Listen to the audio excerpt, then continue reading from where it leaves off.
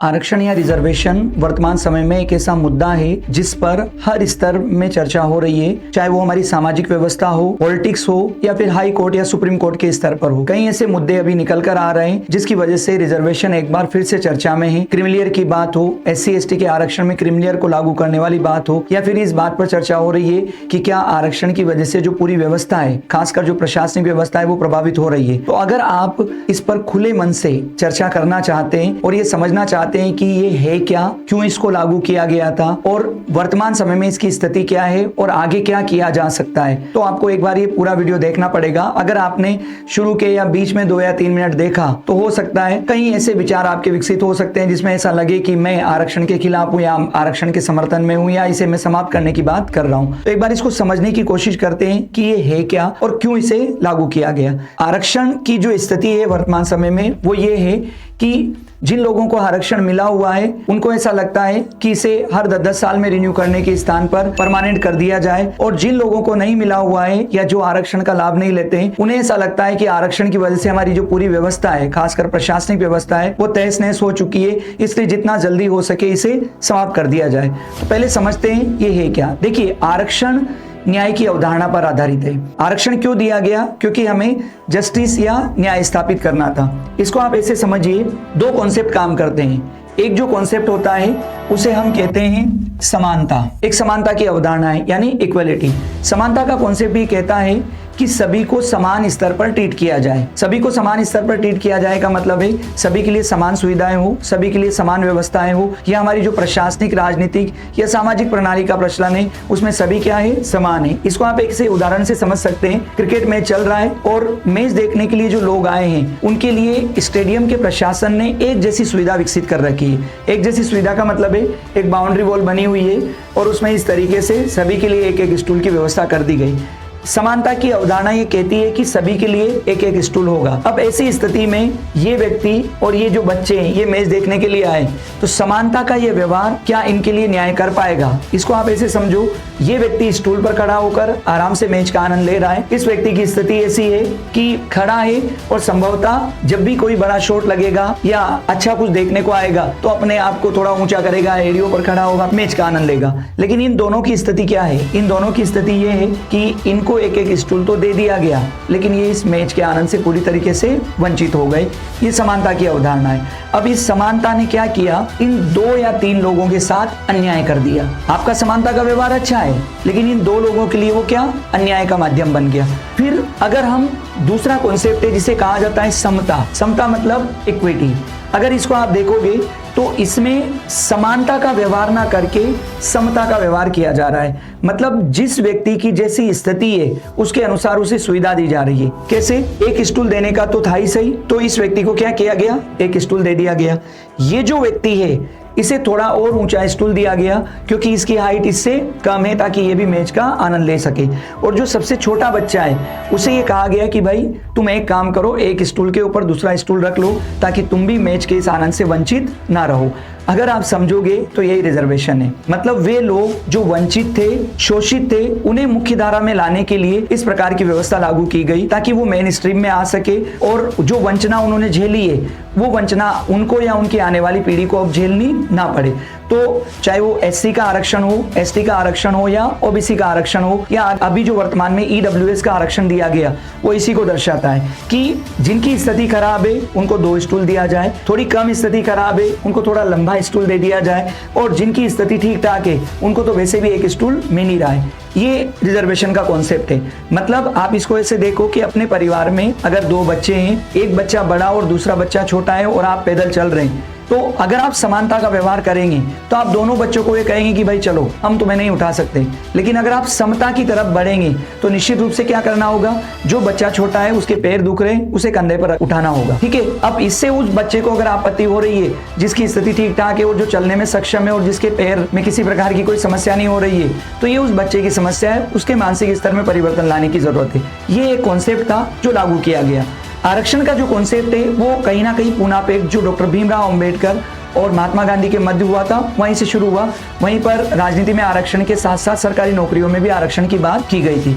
जब देश स्वतंत्र हुआ तो संविधान के अंदर भी इस व्यवस्था को लागू करने का प्रयास किया गया और खासकर राजनीतिक व्यवस्था में जैसे लोकसभा और राज्यों की विधानसभा के मामले में यह प्रावधान किया गया कि अनुसूचित जाति और अनुसूचित जनजाति का उनकी जनसंख्या के अनुपात में आरक्षण लागू कर दिया जाएगा। इस आरक्षण को हर 10-10 साल में रिन्यू किया जाता है। अभी 2020 में रिन्यू किया गया, 2030 तक बढ़ा दिया गया, फिर इसको आगे बढ़ा दिया जाएगा। अगर इसके डेटा की हम बात करें तो आरक्षण में 2011 की जो जनगणना थी उसमें अपने देश की जो कुल पॉपुलेशन है वो 121 करोड़ है। इसमें अनुसूचित जाति यानी शेड्यूल कास्ट की जो आबादी थी वो 16.63% थी और इनको 15% आरक्षण दिया गया। अनुसूचित जनजाति की आबादी 8.61% है और इनके लिए जो आरक्षण है वो 7.5% है। ओबीसी यानी अदर बैकवर्ड जो क्लासेज है उनकी आबादी जो मंडल कमीशन बनाया गया था उस मंडल कमीशन के अनुसार लगभग 52% है और केंद्र सरकार की नौकरियों में उनके लिए 27% आरक्षण की व्यवस्था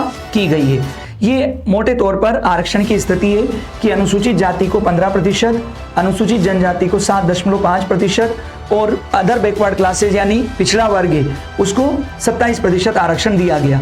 अब हमें ये आपत्ति हो सकती है कई लोगों को कि आरक्षण दिया क्यों जा रहा है। अगर दिया भी जाए तो फिर केवल आर्थिक आधार पर दिया जाए, ठीक है। जाति के आधार पर जो आरक्षण है वो देने की आवश्यकता नहीं है क्योंकि जाति आधारित जो भेदभाव है वो अब बात की बात हो गई है। तो एक बात समझना होगा, आरक्षण का मतलब आर्थिक समानता स्थापित करना नहीं है। आरक्षण का जो एक बड़ा मतलब है वो सामाजिक समानता स्थापित करना है और न्याय स्थापित करना है। तो इसको आप ऐसे समझो, हमारी जो व्यवस्था है मध्यकाल में खासकर देखो, प्राचीन काल में स्थिति अलग टाइप की थी। जैसे एंशिएंट इंडिया को हम पढ़ेंगे तो ऋग्वेदिक काल और उत्तरवेदिक काल या मौर्य काल के आसपास हम देखेंगे तो लोगों के साथ छुआछूत नहीं होता था, जाति आधारित भेदभाव नहीं होता था। लेकिन मध्यकाल में चीजें तेजी से बढ़ी और इसे कोई नकार नहीं सकता। व्यवहारिक रूप में अगर आप देखेंगे और खासकर आप ग्रामीण क्षेत्र में अगर निवास करते हैं तो इस प्रकार की चीजें प्रचलन में है। चाहे वो व्यक्ति उच्च जाति का हो या निम्न जाति का, ये बातें जानता है। अगर नकार रहा है तो कहीं ना कहीं पूर्वाग्रह है या फिर अपना एक सेट विचार उसने बना रखा है, इसलिए वो नकार रहा है। जैसे मंदिर प्रवेश की बात की जाए तो जो निम्न जातियां हैं जिनको अछूत जातियां माना गया है, मंदिर प्रवेश पर रोक है। अभी भी कई गांव ऐसे हैं जहां पर जो निम्न जातियां हैं वो मंदिर में प्रवेश नहीं कर सकती। अगर आप देखोगे तो छुआछूत है। कुछ जातियां ऐसी है जिनके संपर्क में आना या ये माना जाएगा कि इनके पास अगर कोई व्यक्ति बैठ रहा है तो वो अछूत हो जाएगा। ये चीजें है और खासकर हमारी जो सामाजिक व्यवस्था है, ग्रामीण समाज है, इसमें ये और ज्यादा प्रचलन में है। कई बार आप देख सकते हैं कि जैसे खाना है, सामुदायिक भोज अगर हो रहा है और पूरा गाँव वहां पर आ रहा है तो जो उच्च जातियां हैं या उच्च वर्ण के लोग हैं वो अलग पंगत में बैठते हैं और जो निम्न जातियां हैं उनको अलग बिठाकर खाना खिलाया जाता है। तो इस प्रकार की चीजें थी। इस प्रकार का जो सामाजिक भेद है वो भेद समाप्त हो और लोगों के बीच में समानता स्थापित हो, इसलिए भी कहीं ना कहीं आरक्षण की व्यवस्था को लागू किया गया था, ठीक है। लेकिन क्या जिस आरक्षण की व्यवस्था को हमने लागू किया, जो सामाजिक समानता हम स्थापित करना चाहते हैं, वो सामाजिक समानता स्थापित हुई? क्योंकि अगर आप ये देखोगे आरक्षण में इसका उद्देश्य क्या था? आरक्षण का उद्देश्य था कि हम समता की स्थापना करें। वे लोग जो वंचित है, शोषित है और मुख्य धारा में शामिल नहीं है, उन्हें हम मुख्य धारा में लेके आए, इसलिए हमने आरक्षण की व्यवस्था लागू की। लेकिन अगर आप वर्तमान सिनेरियो देखोगे, पूरी व्यवस्था को आप एनालिसिस करोगे तो एक बार फिर से भले ही आरक्षण है लेकिन समता का जो कॉन्सेप्ट है वो पूरी तरीके से लागू नहीं हो पा रहा है। कैसे लागू नहीं हो पा रहा है इसको आप ऐसे समझिए। हमारे यहाँ सरकारी नौकरी की अगर हम बात करें तो सिविल सेवा परीक्षा सबसे उच्च स्तर की परीक्षा मानी जाती है जो खासकर यूपीएससी के द्वारा ली जाती है। अब ये 3 बच्चे हैं, आप इसको समझने की कोशिश करना जो यूपीएससी की तैयारी कर रहे हैं, और आप ये मान लीजिए कि तीनों जो बच्चे हैं ये शेड्यूल कास्ट से आते हैं, ठीक है। या जो तीनों बच्चे हैं ये शेड्यूल ट्राइब से आते हैं, यानी अनुसूचित जाति और अनुसूचित जनजाति से संबंध रखने वाले जो तीनों बच्चे हैं, इनमें 3 अलग अलग कैटेगरी है। कैसे? ये एक आईएएस अधिकारी का बच्चा है, शेड्यूल कास्ट में आने वाले आईएएस अधिकारी का बच्चा। ये जो बच्चा है ये एक मजदूर का बच्चा है। कौन सा मजदूर? जो शेड्यूल कास्ट में आता है। और ये जो बच्चा है ये किसान का बच्चा है और वही जो शेड्यूल कास्ट में आता है। मतलब तीनों बच्चे शेड्यूल कास्ट या अनुसूचित जाति से आते हैं और तीनों को यूपीएससी की तैयारी करनी है। एक सामान्य स्थिति क्या होगी, आप खुद अनुमान लगाओ कि इस सिनेरियो में सिलेक्शन होने के ज्यादा चांसेस किसके हैं। अब यहाँ आप हाइपोथेटिकल बात करोगे कि जो मेहनत करेगा, जिसके अंदर क्षमता होगी वो हो जाएगा, लेकिन मेहनत और क्षमता के साथ साथ सुविधाएं भी बहुत ज्यादा मायने रखती है। अगर हम इस पूरे सिनेरियो को एनालिसिस करें तो इस बात की पूरी संभावना है कि शेड्यूल कास्ट में आने वाले उस आईएएस अधिकारी का बच्चा जो यूपीएससी की तैयारी कर रहा है, इसके पास होने की संभावना बहुत ज्यादा है। क्यों है? क्योंकि बेसिक स्कूलिंग है वो बहुत शानदार हुई होगी, अच्छे कॉन्वेंट स्कूल में या इंग्लिश मीडियम स्कूल में वो बच्चा पढ़ा होगा, जब 12 पास आउट हुआ होगा तो अच्छे यूनिवर्सिटी और कॉलेज में उसका निश्चित रूप से एडमिशन हुआ होगा। और इतना ही नहीं, चूंकि परिवार जागरूक है और स्थिति बहुत अच्छी है, तो स्वाभाविक सी बात है 12वीं कक्षा के पास होते ही उसे सिविल सेवा की तैयारी करवाई गई होगी, भारत की सबसे अच्छी कोचिंग संभवतः उसने ज्वाइन की होगी, या सबसे अच्छा स्टडी मटेरियल या सबसे अच्छे उसे मेंटोर मिले होंगे जिन्होंने उसकी सहायता की होगी।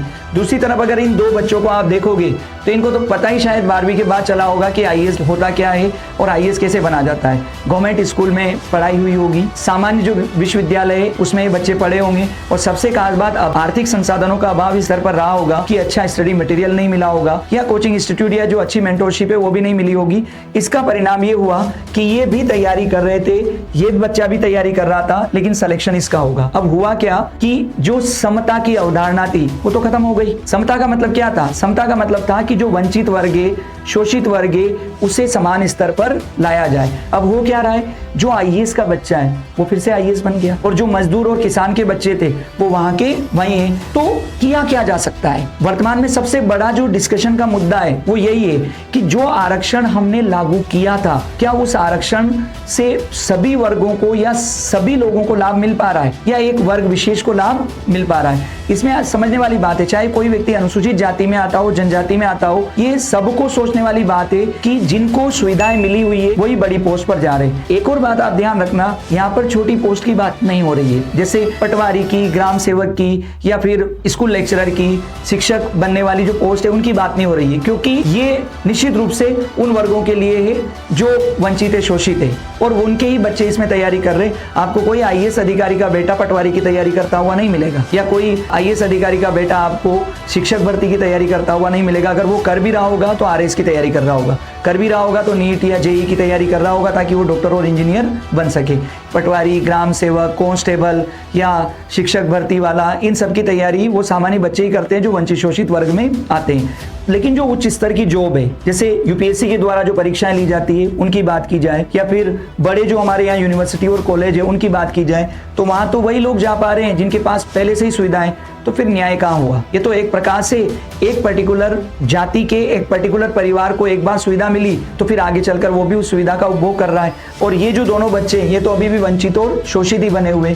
तो इसका जो उपाय है वो ये है कि जैसे ओबीसी के अंदर, अन्य पिछड़ा वर्ग के अंदर क्रीमिलियर का कॉन्सेप्ट है, वही कॉन्सेप्ट आपको आने वाले समय में अनुसूचित जाति और अनुसूचित जनजाति में भी लागू करना ही पड़ेगा। ओबीसी में क्रीमिलियर के कॉन्सेप्ट का लाभ क्या होता है कि वे लोग जो एक बार अच्छी स्थिति में आ गए, या जिनके पास आर्थिक संसाधन ठीक ठाक है, जिनकी आय बहुत अच्छी है, उन्हें आरक्षण का लाभ नहीं मिलता है। वो आते अन्य पिछड़ा वर्ग में ही है, लेकिन अगर वो किसी प्रकार की सरकारी नौकरी के लिए अप्लाई करेंगे तो आरक्षण का लाभ नहीं मिलेगा, उन्हें जनरल कैटेगरी या ओपन कैटेगरी की तरह ही क्या किया जाएगा, ट्रीट किया जाएगा। इससे क्या होता है कि ये लोग जो क्रीमिलियर में हैं, जिनकी आर्थिक स्थिति बहुत अच्छी है, जिनके पास संसाधन है, जो ऑलरेडी बहुत अच्छी पोस्ट पर बैठ चुके हैं, वो साइड में हो जाते हैं, और उन लोगों को मौका मिलेगा जिनकी स्थिति खराब है, जो वंचित है, अभी भी जो शोषित है। क्रीमिलियर का सबसे बड़ा लाभ है। और आप यकीन मानिए आने वाले समय में हो सकता है हम में से कई लोग मेरी इस बात से एग्री नहीं करेंगे कि इस प्रकार की कोई चीजें नहीं होती है, पर आप यकीन मानिए आने वाले टाइम में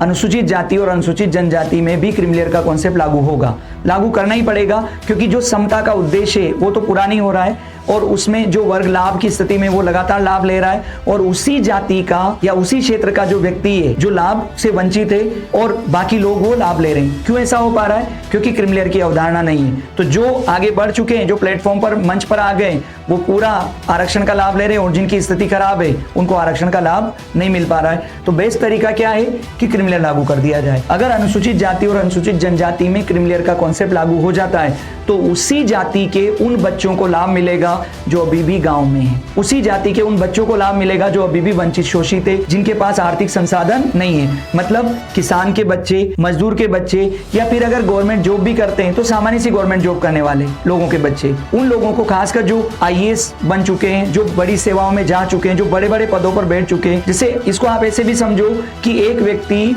जो अनुसूचित जाति या अनुसूचित जनजाति से या पिछड़ा वर्ग से संबंध रखता है और वो बड़ा राजनेता बन जाता है, विधायक बन जाता है, सांसद बन जाता जाता है या मिनिस्टर के पद पर वो चला जाता है और उसके बावजूद भी अगर वो ये कहे कि आरक्षण का लाभ मुझे चाहिए, तो इसका तो सीधा सा अर्थ ये होगा कि वह व्यक्ति उन्हीं लोगों का हक खा रहा है जो उनकी जाति से संबंध रखते हैं, जो उसी से संबंध रखने वाले लोग हैं, उनका हक उसी के द्वारा मारा जा रहा है। तो बेस क्या है कि इसमें क्रीमीलेयर का कॉन्सेप्ट लागू किया जाए। जैसे ही क्रीमीलेयर का कॉन्सेप्ट लागू होगा, अनुसूचित जाति और जनजाति में भी वे लोग जो अभी वंचित बने हुए हैं आरक्षण के बावजूद, वो अपने आप आगे आएंगे। और जब आगे आएंगे तो ओवर ए पीरियड 50 साल, 100 साल या 150 साल में एक ऐसा समय आएगा जिसमें समता का जो कॉन्सेप्ट है वो स्थापित हो जाएगा और फिर संभवतः आपको आरक्षण की जरूरत ही नहीं पड़ेगी। तो खत्म करने वाली बात तो आप भूल ही जाइए कि भारत में आरक्षण खत्म होगा।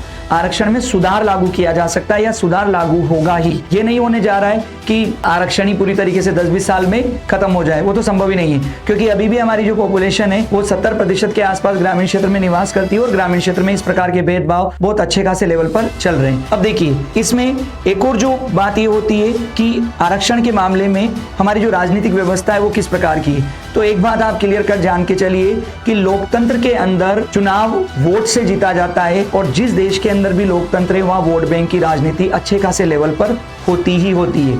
तो राजनेताओं को तो आप छोड़ ही दीजिए, उनके द्वारा इस प्रकार के सुधार बहुत मुश्किल से ही लागू किए जाएंगे, क्योंकि देखो हर जो पॉलिटिकल पार्टी है वो कोई भी काम करती है तो काम करने से पहले अपने वोट बैंक का पूरा ध्यान रखती है कि उसके द्वारा जो किया जा रहा है कहीं ऐसा तो नहीं होगा कि उनका वोट बैंक नाराज हो जाएगा। और हमारे यहाँ अफवाहों से बहुत सारी चीजें चल जाती है। जब कभी भी इवन SC ST में क्रीमीलेयर का कॉन्सेप्ट भी लागू होगा तो भविष्य में जो बड़े पदों पर बैठे हुए लोग हैं वो ये आंदोलन करवा देंगे, क्योंकि जैसे ही SC ST में क्रीमीलेयर का कॉन्सेप्ट लागू होगा सबसे पहले उनके हक मारे जाएंगे, क्योंकि उनकी जाति के वे लोग जो भी वंचित शोषित है वो अब मुख्य धारा में आएंगे। और जब वो मुख्य धारा में आएंगे तो आप जो पहले से बड़े बड़े पदों पर बैठे हुए हो, संसाधनों को दबाकर बैठे हुए हो, आपको उनका त्याग करना पड़ेगा, क्योंकि बाकी लोग लाइन में लग जाएंगे।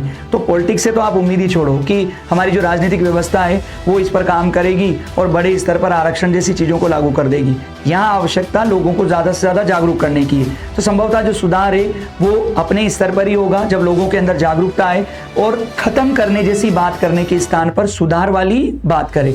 हमारे यहाँ जो बातें होती है, बड़े बड़े जो आंदोलन या सोशल मीडिया प्लेटफॉर्म पे आप लोग देखोगे तो वहाँ खत्म करने वाले क्रियाकलाप ज्यादा होते हैं कि खत्म कर दिया जाए आरक्षण को, या जो उद्देश्य था वो पूरा हो चुका है। तो उद्देश्य तो पूरा अभी नहीं हुआ है, तो इसमें क्या होगा? सुधार। और सुधार सबसे बड़ा क्या है, जो भी थोड़ी देर पहले हमने बात की थी, क्रीमीलेयर। सबसे बड़ा जो सुधार है वो है क्रीमीलेयर का कॉन्सेप्ट। जैसे ही क्रीमीलेयर सभी जगह लागू होगा, अपने आप वे लोग जो लाभ ले चुके हैं वो साइड पर हो जाएंगे और उनकी ही जाति के उन लोगों को मौका मिलेगा जो अभी भी उस लाभ से वंचित है। तो सबसे बढ़िया है कि हम सुधारों की बात करें, एक बड़े लेवल पर अवेयरनेस लेकर आए, ताकि आरक्षण के मामले में लोगों को थोड़ी जानकारी प्राप्त हो। और ये भी ध्यान रखने वाली बात है कि आरक्षण समता के लिए दिया गया है, न्याय के उद्देश्य से दिया गया है। जब तक न्याय स्थापित नहीं होगा तब तक ये व्यवस्था खत्म नहीं होने जा रही है, ये आप मानकर चलिए। धन्यवाद। जय हिंद।